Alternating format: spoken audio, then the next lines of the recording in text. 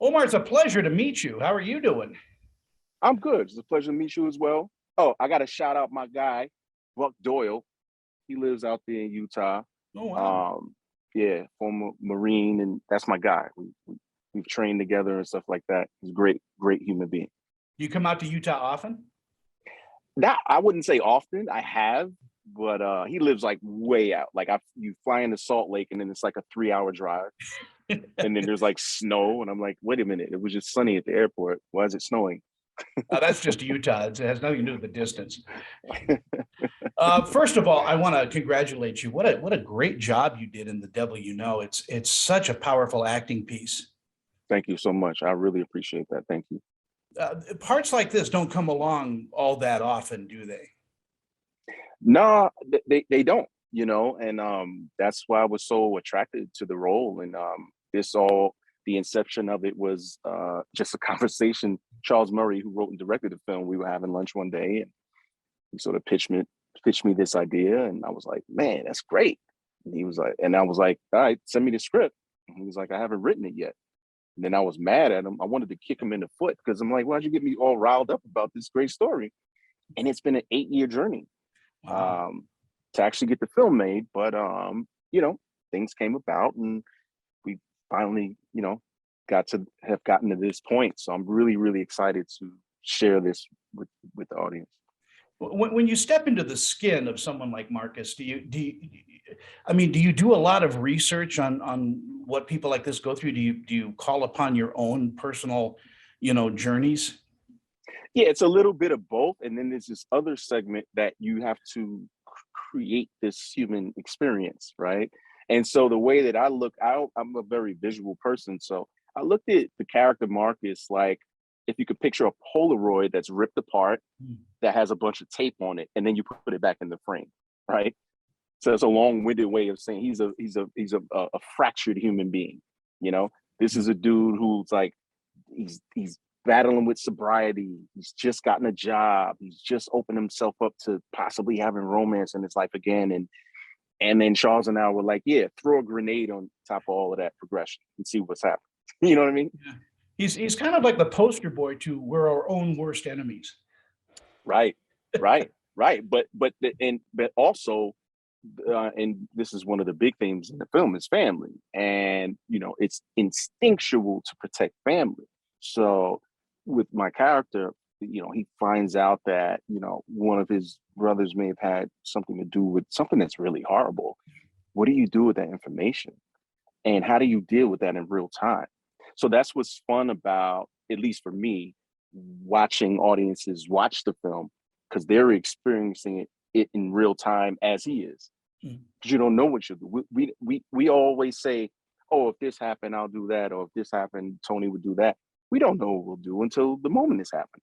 Yeah. In real time, and that's that thing. But the instinct to protect is where he's moving from in the best way that he knows how.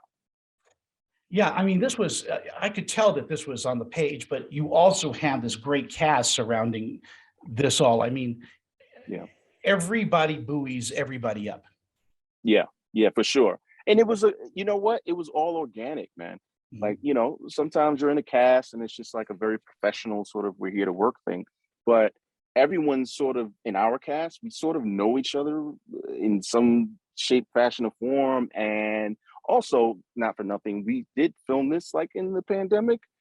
So everyone was in that human space of we don't really know what's what, but we're all here together and we all, put our hands in the center, and it's like teamwork. And I think Charles did a wonderful job of creating an environment for the cast and crew, right?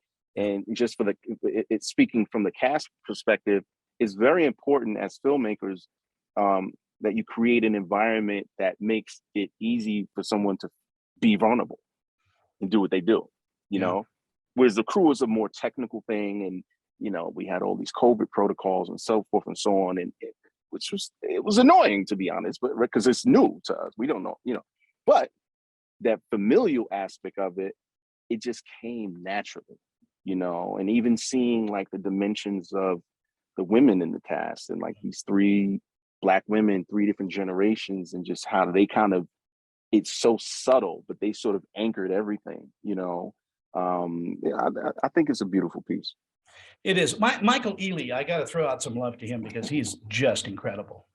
Yeah, yeah. And you don't get to be honest, I'm just being Yeah. frank. You don't get to see us like, you know, black and brown people in a role like that. And that's another subtle part of the film where it's just like, okay, all of this is going on, especially in the backdrop of real life, where it's we know what the relationship is with black and brown people in law enforcement and so forth. But okay, so what if the detective is black? What's that look like? Hmm. How's the family deal with that? You know, and really trying to basically examine those aspects because, you know, when it comes to law enforcement, we all know there's more better than not, right? Like like great people who are doing their thing than the couple of bad apples, you know what I mean? That just gets splashed on the news and stuff like that. So that's another aspect to the film that we tried to examine. Yeah, like I said, yeah, like you said, it's just this beautiful art piece, and I'm going to do as best as I can to have people discover it because it just shines. Thank you.